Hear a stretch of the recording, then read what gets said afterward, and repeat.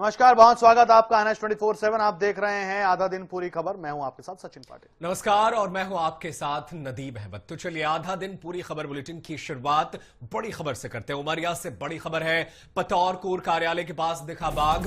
कई दिनों से इलाके में दिख रहा है बाघ। सीसीटीवी कैमरे में बाघ का मूवमेंट कैद हुआ। बांधवगढ़ टाइगर रिजर्व का ये पूरा मामला है। तो देखिए, सीसीटीवी कैमरे में ये बाघ कैद हुआ है और बांधवगढ़ टाइगर रिजर्व का ये पूरा मामला है। उमरिया से खबर आपको बता रहे हैं, पतौर कोर कार्यालय के पास बाघ दिखा है। कई दिनों से इलाके में विचरण कर रहा है। सीसीटीवी कैमरे में तस्वीर भी कैद हुई है। बिल्कुल, ये बड़ी खबर उमरिया से आप तक पहुंचा रहे हैं। अगर आप इन इलाकों में रहते हैं तो सावधान रहिए। पतौर कोर कार्यालय के पास बाघ चहलकदमी करते हुए नजर आया। कई दिनों से इलाके में बाघ दिख रहा है। सीसीटीवी कैमरे में बाघ जो है इलाके में घूमता हुआ नजर आया, जिसके बाद से वन विभाग ने अपनी चौकसी बढ़ा दी है। लोगों से अपील की जा रही है कि आप इन इलाकों में जाने से बचें। पतौर कोर कार्यालय के पास ये बाघ दिखा है। तो उमरिया से इस वक्त की बड़ी खबर आप तक पहुंचा रहे हैं। तो देखिए, सीसीटीवी कैमरे में भी मूवमेंट कैद हुआ है और अब वन विभाग ने लोगों से ये अपील की है कि सावधानी बरतें, अकेले में मत निकलिए, रात को मत निकलिए, क्योंकि बाघ है, कुछ भी हो सकता है। तस्वीर आपको भी हम दिखा रहे हैं। ये देखिए, यही मूवमेंट की तस्वीर है। आपको साफ साफ बाघ दिख रहा होगा। सीसीटीवी कैमरे में ये मूवमेंट कैद हुआ है। अलीराजपुर से खबर आपको बताते हैं। दूषित ताड़ी पीने से 2 लोग बीमार हो गए। इलाज के दौरान एक शख्स की मौत हो गई। एक शख्स गुजरात के दाहोद रेफर किया गया है। पुलिस अब इस पूरे मामले की जांच कर रही है। आंबुआ थाना क्षेत्र के टेमाची की ये घटना है। बड़ी खबर आप तक पहुंचा रहे हैं इस वक्त की, जहां पर आंबुआ थाना क्षेत्र के टेमाची में दूषित ताड़ी पीने की वजह से इलाज के दौरान एक शख्स की मौत हो गई। एक शख्स गुजरात के दाहोद रेफर किया गया है। तो अलीराजपुर का यह पूरा मामला है, जहां पर ताड़ी जो है पीने से एक शख्स की मौत हो गई है और वहीं जो है दाहोद रेफर किया गया है। ताड़ी पीने से पहले बीमार हुए, उसके बाद एक शख्स की मौत हो गई क्योंकि ताड़ी दूषित थी। इससे 2 लोग बीमार हो गए हैं। अलीराजपुर की एक खबर है।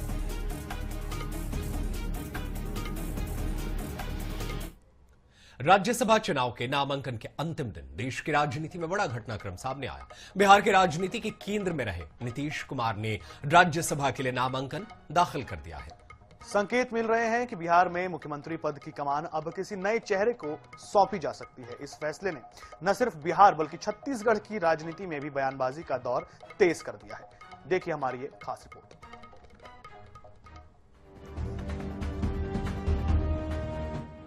राज्यसभा चुनाव के नामांकन के आखिरी दिन सियासी हलचल उस वक्त तेज हो गई जब बिहार के सीएम नीतीश कुमार ने राज्यसभा के लिए अपना नामांकन दाखिल कर दिया। करीब 2 दशकों से बिहार की राजनीति के धुरी रहे नीतीश कुमार का यह कदम बड़े राजनीतिक बदलाव के संकेत है। माना जा रहा है कि उनके राज्यसभा जाने के बाद बिहार में मुख्यमंत्री पद पर नए चेहरे की ताजपोशी होगी। नीतीश कुमार के इस फैसले का असर छत्तीसगढ़ की राजनीति में भी देखने को मिला। यहाँ कांग्रेस और भाजपा के नेताओं के बीच जुबानी जंग तेज हो गई है। कांग्रेस नेताओं ने आरोप लगाया है कि नीतीश कुमार को इस्तीफा देने के लिए भाजपा ने मजबूर किया है। भाजपा सहयोगी दलों को धीरे धीरे खत्म कर देती है। बिहार में भी वही हुआ है। वहीं भाजपा ने कांग्रेस के आरोपों को सिरे से खारिज कर दिया है। भाजपा नेताओं का कहना है कि यह पूरी तरह से नीतीश कुमार और उनकी पार्टी का आंतरिक फैसला है। कांग्रेस को इस मुद्दे पर टिप्पणी करने का अधिकार नहीं है। देखिए, भारतीय जनता पार्टी का इतिहास देख लीजिए। जब भी वो किसी पार्टी के अलायंस में रहते हैं, उस पार्टी को धीरे धीरे खोखला कर देती है। और नीतीश कुमार को भेजने का फैसला मुझे लगता है कि दबाव में लिया गया होगा, क्योंकि पिछले 2 दशक से लगातार वो मुख्यमंत्री के तौर पर बिहार में और लगातार अपने पार्टी को जिता रहे थे। लेकिन भारतीय जनता पार्टी मुझे लगता है कि दबाव पूर्वक उन्हें हटाना चाहती है। नीतीश कुमार इतने बड़े नेता हैं, जहां चाहे जो भूमिका निभा सकते हैं। जेडीयू प्रमुख सहयोगी है, समझ रहे ना, एनडीए की।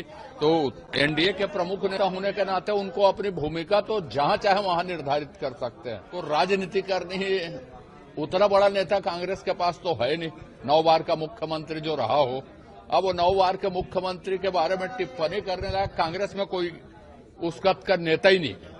जिसकी बात को गंभीरता से लिया जाए। नीतीश कुमार का राज्यसभा जाना महज एक संसदीय प्रक्रिया नहीं, बल्कि राष्ट्रीय राजनीति में नई रणनीति का संकेत माना जा रहा है। अब देखना होगा कि यह बदलाव सिर्फ बिहार तक सीमित रहता है या राष्ट्रीय राजनीति में नए समीकरण गढ़ता है। क्या बिहार में नेतृत्व परिवर्तन से एनडीए के समीकरण बदलेंगे? इन सवालों के जवाब आने वाले दिनों में साफ होंगे। फिलहाल सियासी हलचल जारी है। गौरव शर्मा, INS 24/7 रायपुर। छत्तीसगढ़ में राज्यसभा सदस्य के लिए भाजपा और कांग्रेस ने अपने पत्ते खोल दिए हैं। भाजपा ने जहां लक्ष्मी वर्मा पर दाव लगाया, तो वहीं कांग्रेस का भरोसा एक बार फिर फूलदेवी नेताम पर कायम रहा है। क्यों दोनों दलों ने महिलाओं पर दाव लगाया और क्यों गरमाई है सियासत, देखिए इस रिपोर्ट में। छत्तीसगढ़ में राज्यसभा की 2 सीटों के लिए भाजपा और कांग्रेस के प्रत्याशियों ने नामांकन दाखिल किया। भाजपा की ओर से जहां लक्ष्मी वर्मा ने नामांकन दाखिल किया, वहीं कांग्रेस की ओर से दूसरी बार फूलोदेवी नेताम राज्यसभा प्रत्याशी बनाई गई। भाजपा प्रत्याशी लक्ष्मी वर्मा के नामांकन में मुख्यमंत्री विष्णुदेव साय और प्रदेश भाजपा अध्यक्ष किरण सिंह देव मौजूद रहे। वहीं कांग्रेस प्रत्याशी के नामांकन में नेता प्रतिपक्ष डॉक्टर चरणदास महंत और पीसीसी चीफ दीपक बैज शामिल हुए। भाजपा और कांग्रेस ने राज्यसभा में महिला चेहरों पर लगाया दाव। भाजपा ने ओबीसी महिला वर्ग से लक्ष्मी वर्मा को बनाया प्रत्याशी। कांग्रेस ने आदिवासी महिला वर्ग से फूलोदेवी पर फिर लगाया दाव। बस्तर में फोकस को देखते हुए फूलोदेवी को पार्टी ने फिर दिया मौका।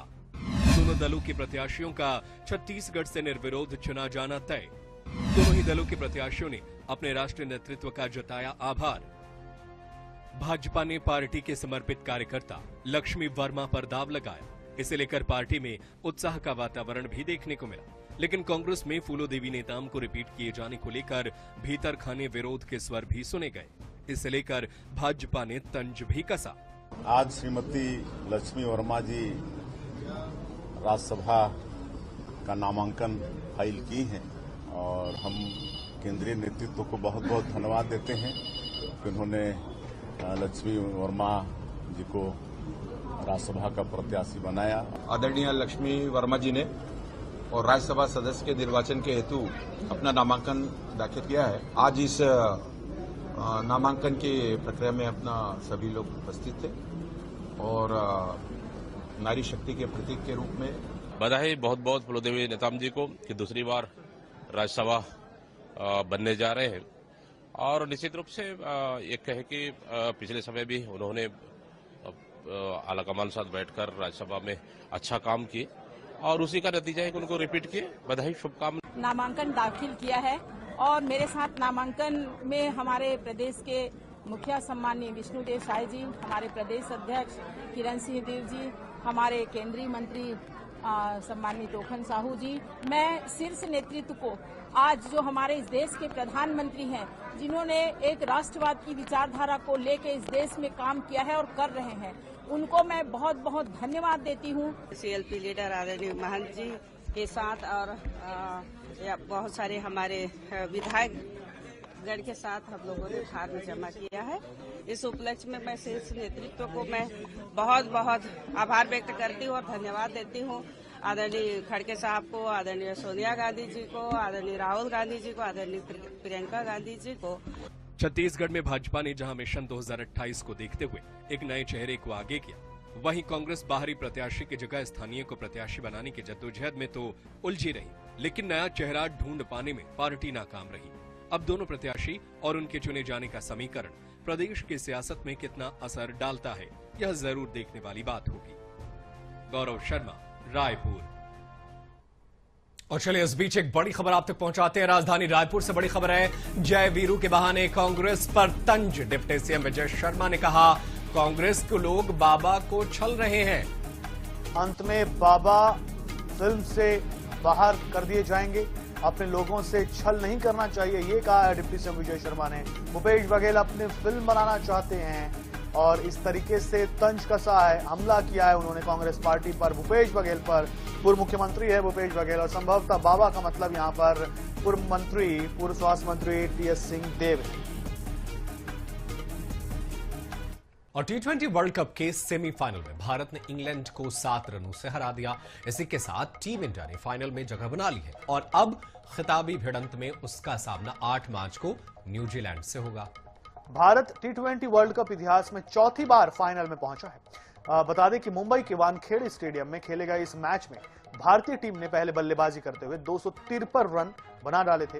इसके जवाब में इंग्लैंड की टीम 246 रन बना पाई और 7 रनों से मैच हार गई। भारतीय बल्लेबाजी में संजू सैमसन ने भारत के लिए 89 रनों की पारी खेली थी। उनके अलावा शिवम दुबे ने 43 रन और ईशान किशन ने 39 रनों का योगदान दिया था। सभी ने मिलकर टीम इंडिया को 253 के स्कोर तक पहुंचाया। गेंदबाजी में जसप्रीत बुमराह सबसे ज्यादा प्रभावी साबित हुए। उन्होंने 4 ओवर में सिर्फ 33 रन देकर 1 विकेट लिया। भारतीय क्रिकेट टीम फाइनल में प्रवेश कर चुकी है। अब उसका मुकाबला जो है रविवार 8 मार्च को गुजरात के अहमदाबाद में नरेंद्र मोदी स्टेडियम में यह मैच होगा और यहां वो न्यूजीलैंड के खिलाफ खिताबी मुकाबले में मैदान पर उतरेगा।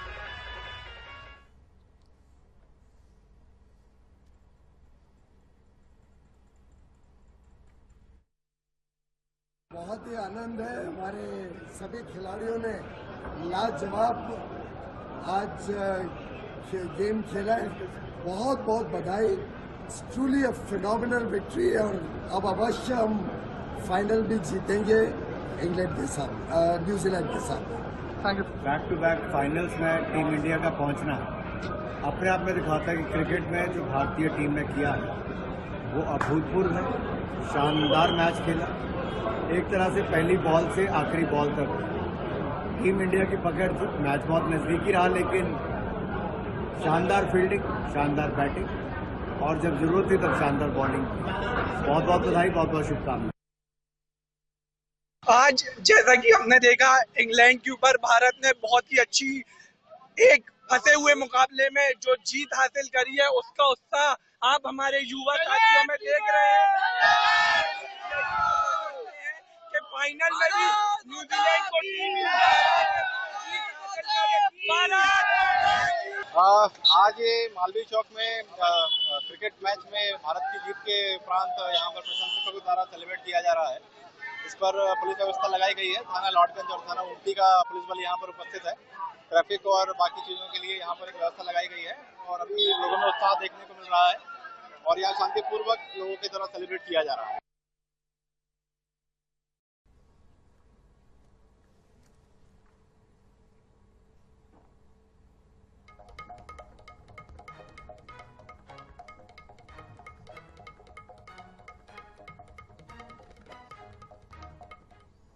बड़ी खबर आपको बताते हैं। यूपीएससी सिविल सर्विस का रिजल्ट जारी हो गया है। ये आपको बड़ी खबर आपको बता रहे हैं। देखिए यूपीएससी सिविल सर्विस 2025 का रिजल्ट जारी हो गया है।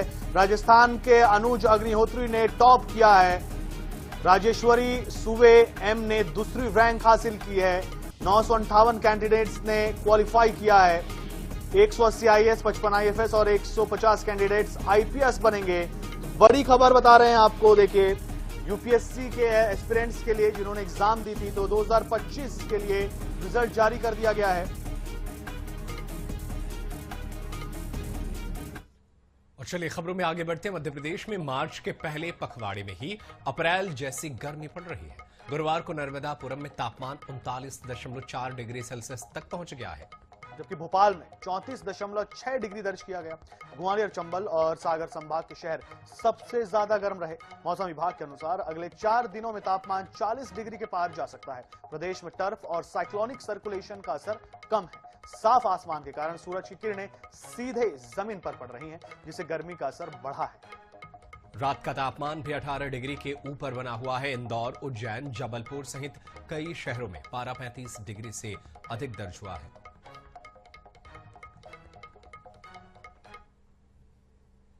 तो राजीव में हरिभूमि आईएनएच का जिला संवाद 7 मार्च को यानी कि कल शाम 4 बजे से कार्यक्रम की शुरुआत हो जाएगी। सत्ता पक्ष और विपक्ष के दिग्गज नेता शामिल होंगे कार्यक्रम में। सांसद बृजमोहन अग्रवाल भी होंगे शामिल। तो आईएनएच 24/7 का जिला संवाद कार्यक्रम राजीव में ये कार्यक्रम किया जाएगा। आमने सामने होंगे सत्ता और विपक्ष के दिग्गज नेता। जो यहां पर जनता के सवालों का जवाब देंगे। काम हो रहे हैं उसकी जानकारी जनता तक पहुंचाएं और उसके माध्यम से छत्तीसगढ़ का विकास तेजी से हो। आईएनएच के इस कार्यक्रम में मैं भी शामिल होऊंगा।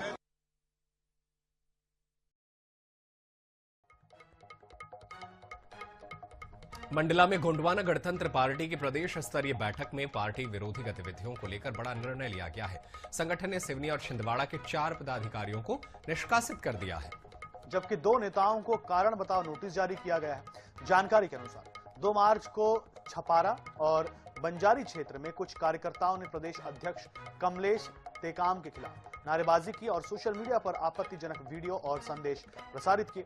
जांच के बाद छिंदवाड़ा के पूर्व जिला अध्यक्ष देवीराम उर्फ देवरावन भलावी को आजीवन अथवा 6 साल के लिए निष्कासित किया गया। वहीं प्रवीण धुर्वे, संदीप इनवाती और रावेन शाह उइके को भी 6 वर्ष के लिए पार्टी से बाहर कर दिया गया। पूर्व विधायक राम गुलाम उइके और एडवोकेट महेश वट्टी को 15 दिन में जवाब देने का नोटिस जारी किया गया है।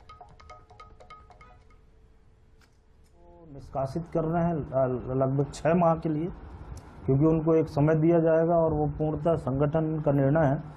और उसके बाद अगर ऐसी किसी भी गतिविधि में लिप्त होते हैं तो उसका कार्यकाल 6 साल तक हो जाएगा और नोटिस 10 से आधा दिन। पूरी खबर में आज के लिए इतना ही। लेकिन NH 24/7 पर लगातार जारी है खबरों का सिलसिला। आप देखते रहे NH 24/7। फिलहाल हम दोनों को दीजिए इजाजत। नमस्कार।